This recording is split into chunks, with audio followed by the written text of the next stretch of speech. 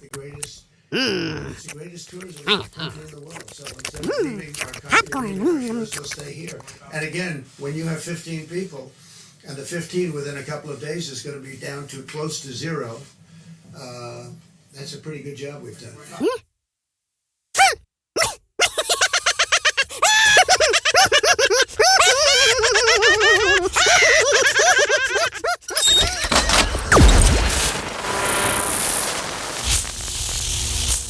Fusebox.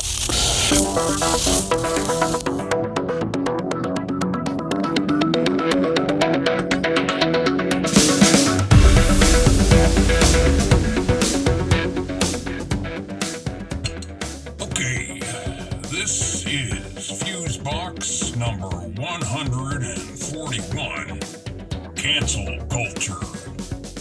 And you better mind your P's and Q's. And we realize there may be some folks out there that might be unable to spell P or Q. But as our ongoing commitment to public service, we'll provide a link to a valuable online resource for your assistance. Thank you for looking in on us. You know, they might not even find P's or Q's in their favorite grocery store right now, bro. Are we still allowed to go to our favorite grocery store? Well, let me call the World Health Organization and check on that for you. Thank you, Mr. Gaines. And greetings, friends. And let me say at the start here that we at Fusebox sincerely hope you are all well and safe and sneeze-free and in these crazy times. Please do, in fact, follow the recommendations of the professionals because they are not joking around at all. So, just a word to the wise there. And welcome in, friends, to this, the 141st edition of Fusebox, virologically entitled Cancel Culture.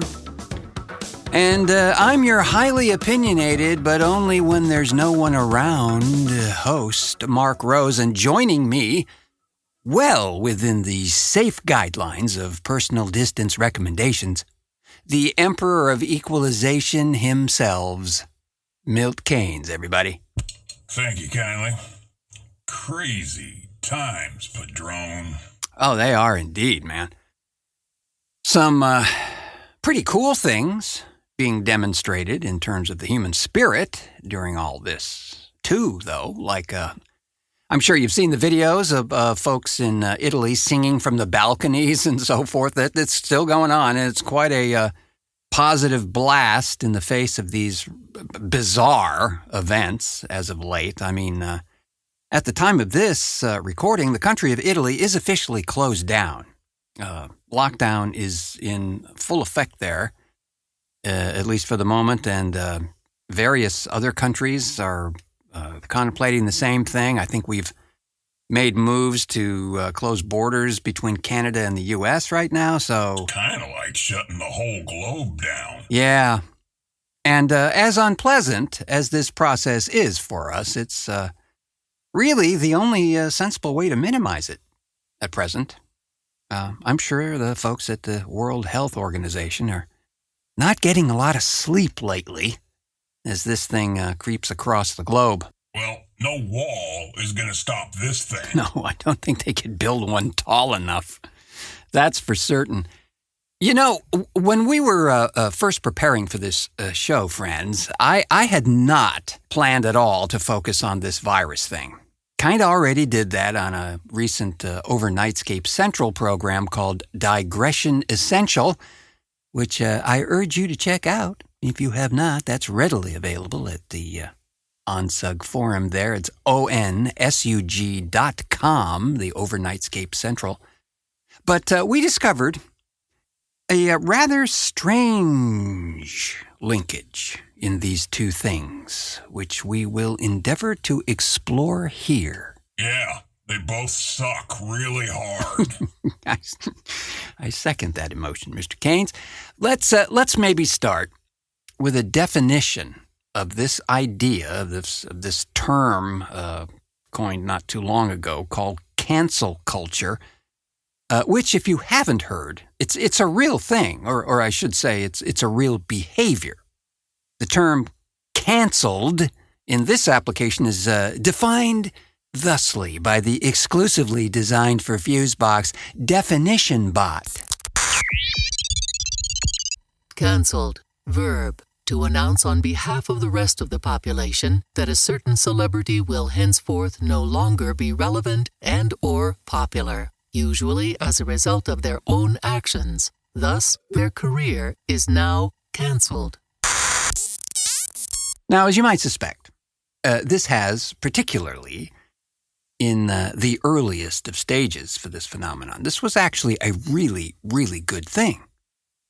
Some sleazy things that were going on, still are, in the shadows were brought into bas relief, as Captain Beefheart once said. But as things like this progress, a degree of what can only be really called mob rule has taken over. And in many cases, people's lives have been ruined or canceled. Well, except that people like Harvey and that Epstein slime bag have been brought out to roast in the sun. Well, at least one of them. Yeah, and for sure, let me say that Epstein and that stinking subhole of hell is a whole other kettle of squids that is kind of not in this conversation. So there is this subculture, often referred to as stan, or a superfan, and within this culture, there is a growing trend among them to virtually lower the boom on either celebrity types or people of influence in the form of a promised irrelevancy or so-called cancellation.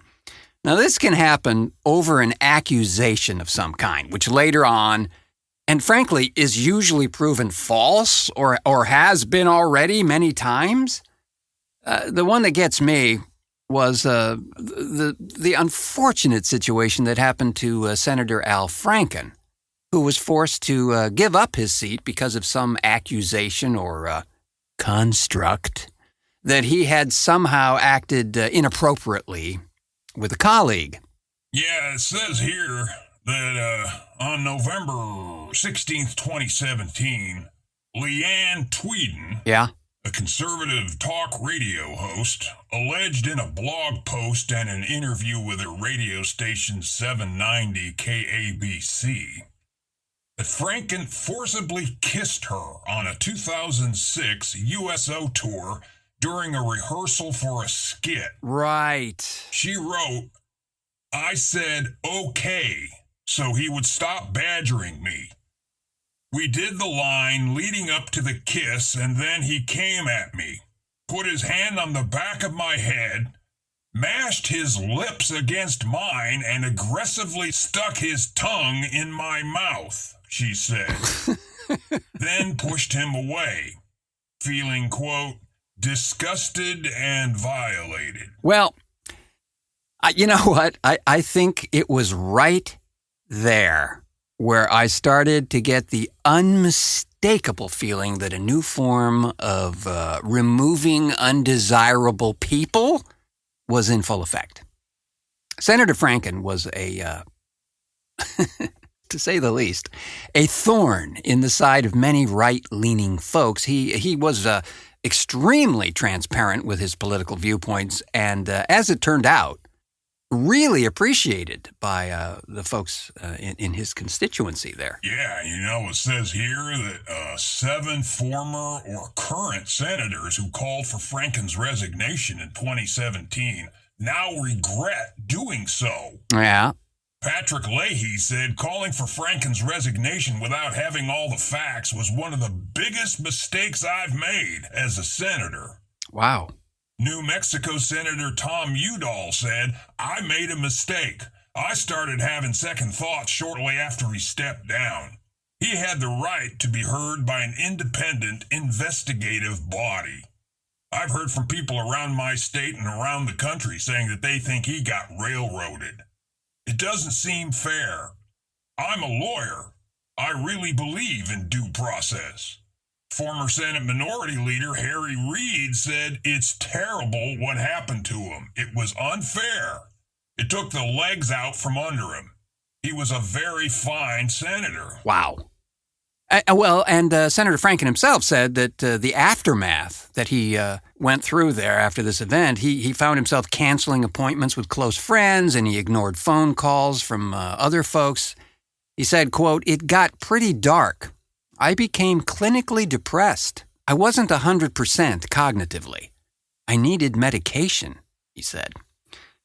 So, basically, how these things start is there's usually an accusation of some kind that starts on Twitter. The original tweet gets questioned, then deleted, but the mob has already started attacking. And then, of course, the person who made the accusation can now enjoy a boost in followers. Oh, it's so win-win. If you're a scumbag. Yeah, well, here's the other thing that happens. If you condemn this cancel culture behavior at this point, you're then accused of trying to delegitimize criticism, especially when some consequences result. It's a very, very convenient way of maintaining a mob rule mentality. Oh, and it's really, really important to say at this point that we're not talking about the vast majority of the Me Too movement or any Time's Up activity, none of that. Just about the folks who may use those stances to make their smear campaigns more effective. You know who you are. And if you don't think that's going on daily and with laser-like precision, then I've got some nice beachfront property in Wyoming to sell you. Oh, is the surfing good there? Finding a mess like this ought to make anyone frightened.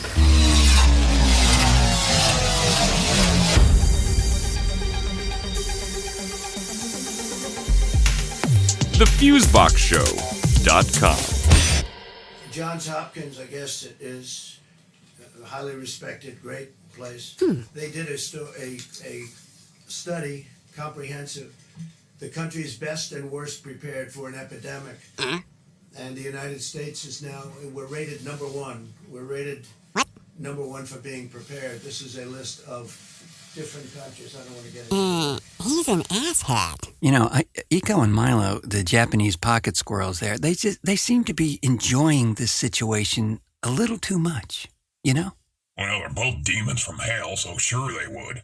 So I mentioned at the top of the show that there is a strange link between this cancel culture behavior and the coronavirus pandemic that is most fascinating in a kind of dark and macabre way. It's this observation that is interesting and a bit, well, alarming at the same time. You probably recall when our fearless leader made the statement that this was a foreign virus. Well, that was intended and very deliberate, implying that it was from over there, where those folks who ain't like us at all. Yeah, they eat dogs and shit. Well, that's where he's going with this. It's implying that it's of some other non-Caucasian origin. Now, what this does, of course, particularly in the minds of those who think this guy walks on water. More like Velveeta. Well, it creates, not that it needed too much help, an immediate hatred for the place of origin and those who may come from there. A xenophobia, to be precise. Asian Americans are taking the brunt of this vitriol at present. Let's just say, for instance, if someone near you starts a coughing jag right now, you know, you might get a few raised eyebrows and stuff. You know, people be moving away from you at the very least. But if you're of Asian descent, well, then the vilifying gets far, far worse. You know, there's a chap named Michael Cannell, or perhaps it's Cannell, I don't know. It's the English language. We don't know anything about anything. But anyway, he wrote a book called Incendiary about this unknown bomber character in the 1950s who apparently left explosive devices in random public places that, of course, killed people when they detonated. Well, he sees a parallel in today's coronavirus situation. He says this: in both cases, people knew and know intellectually that the statistics generally are in their favor in terms of serious harm. So then, as now, the reality of the threat and the public behavior in response to that threat can get really out of whack. Cannell says New Yorkers stopped going to stores, movie theaters, and many public places. Those who did venture into the subway eyed fellow passengers with suspicion. Quoting here again, "We don't want to attribute coronavirus with insidious intelligence, but it operates the same way as that bomber did. Its invisibility gave it the power to create anxiety." What was that, Walt Kelly quote? You know, the guy who did Pogo? Yeah. I have seen the enemy, and he is us. The proverbial buck stops with us, especially in terms of turning this panic into a hatred or a xenophobic catastrophe. What I'm also taking away from this notion is that, while other disasters like weather or natural disasters may actually, and does repeatedly, kind of bring folks together, this present thing has seeds of separation sown in there. The sensible observance of certain health-related recommendations can, honestly, turn to suspicion and fear and wacky self-preservation ideas. Like buying guns. They say today that in Texas, Nevada, and some other places that there's a run on guns and ammo. The places apparently have lines of people around the stores to get in. And in many cases, the shelves are bare of ammunition. Sold out. See? This is exactly what I'm talking about. You gonna shoot a virus? Well, in their case, maybe the messenger, Yeah, that's just plain crazy as fuck. Well, it might be better than hoarding hand sanitizer, though, I guess. Maybe. To bring it back to cancel culture here, Peggy Noonan, writer for the Wall Street Journal, said, "Social media is full of swarming political and ideological mobs. In an interesting departure from democratic tradition, they don't try to win the other side over. They only condemn and attempt to silence. The spirit of the struggle session is all over Twitter." Yeah, the hit-and-run approach. Used by cowards and creeps the world over. Yeah, and that's the beauty of this anonymous feature in today's social media. You can make some outrageous statement and then run like hell, never having to truly account or verify your accusation.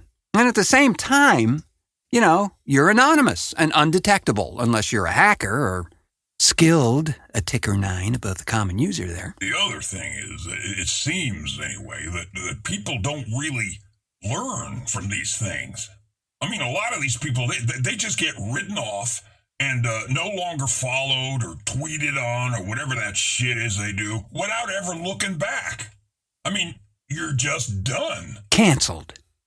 Without any judge, jury, or due process. Again, and I think it needs to be restated here. Not talking about those who have demonstrated to be completely in the wrong or are being uncovered through due process as being culprits in some nefarious thing.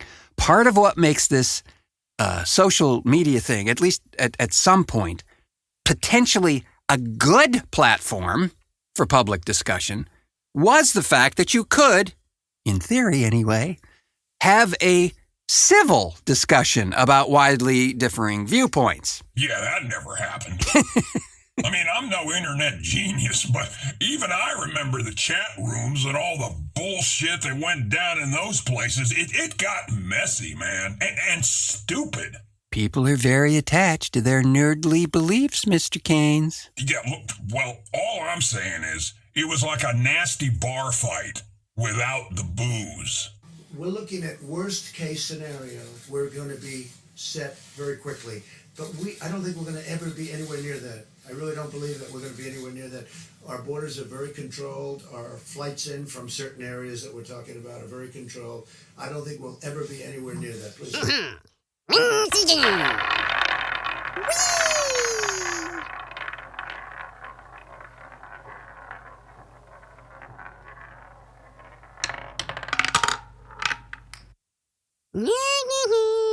You lose.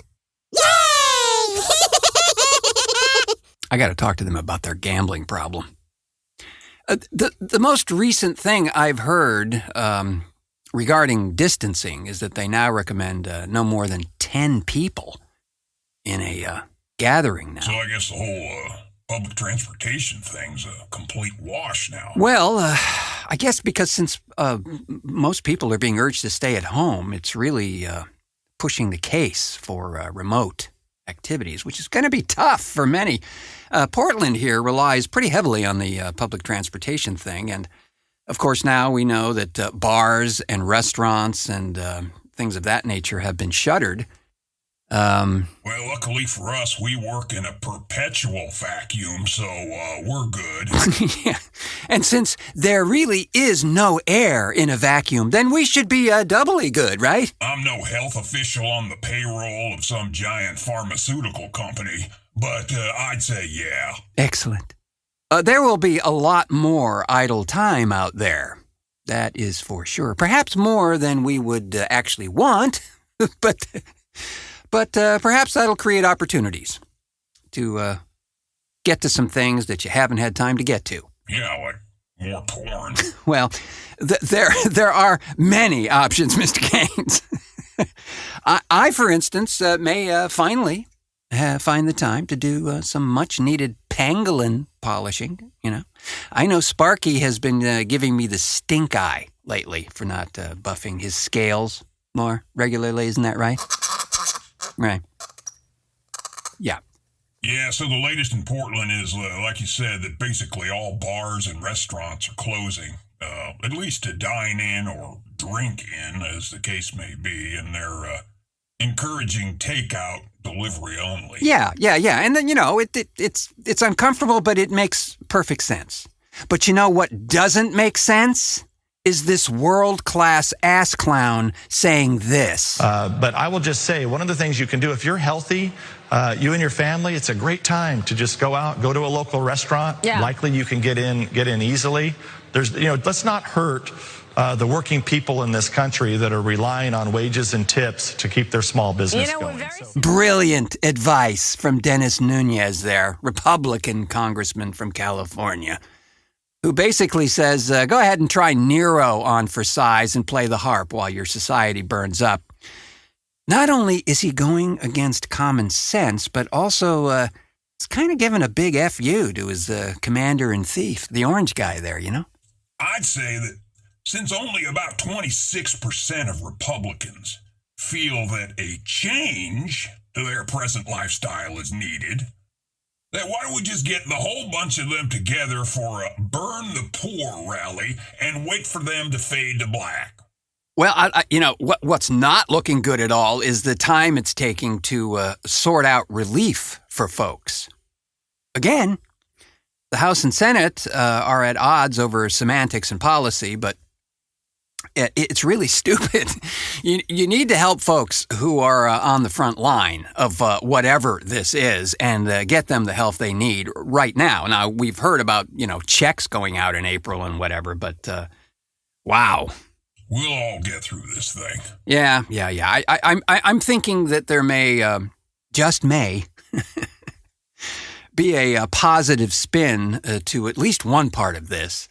Since the present crisis hits truly everyone, maybe some of those, in particular, the more moderate of the MAGA group over there. Are there any of those? Well, you got to suspect that there are at least, one or two. After seeing how this thing is being kind of mishandle is sort of too soft, but the priorities are all over the place. So egregiously out of proportion. Save Wall Street, right? Forget about the workforce. Save the machine first. Seeing that might have a potential to move the needle for them a bit. I don't know, bro. These people, this base of his, they're in total lockstep with that Frito-colored moron. Seriously, it's like some kind of cult leader worship thing or something. I don't know. Maybe it's just my magical thinking. Maybe. Well, we all got to stay focused, friends, and not panic. That does nothing positive for anyone. Follow the guidelines for your individual community and just hang in there. This, as they say, is a teachable moment. We're going to have a lot more wisdom after this, friends, perhaps even some revelations along the way. Well, we know this whole thing was cooked up by Democrats just to get at Trump. Impeach him again.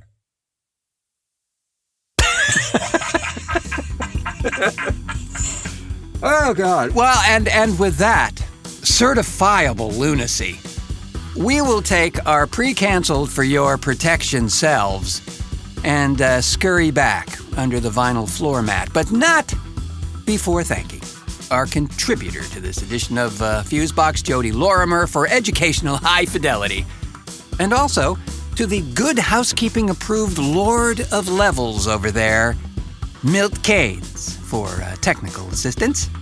My pleasure as always. And stay safe out there, folks. We will get past this thing. We will, indeed. Again, just common sense is the key. Follow the guidelines of those folks who really do have your safety in mind, and they probably be your local leaders. And we'll just adapt to this interesting curve in the road and have a story or 9 to tell on the other side. Please, since you have a lot of time now, go ahead and subscribe to this humble program if you have not otherwise done so. You can find us on Apple Podcasts, Stitcher, iHeartRadio, and the very OnSug itself at onsug.com, or wherever you get your much-needed, now for sure, audio entertainment. We do so appreciate that, and you. I have been your standing up vertically but thinking horizontally host, Mark Rose, saying, until our next cartoon.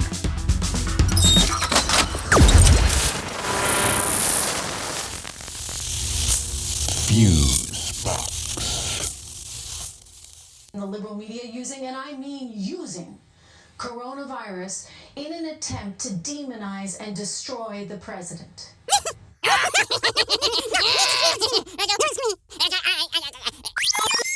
Coronavirus in an attempt to demonize and destroy the president.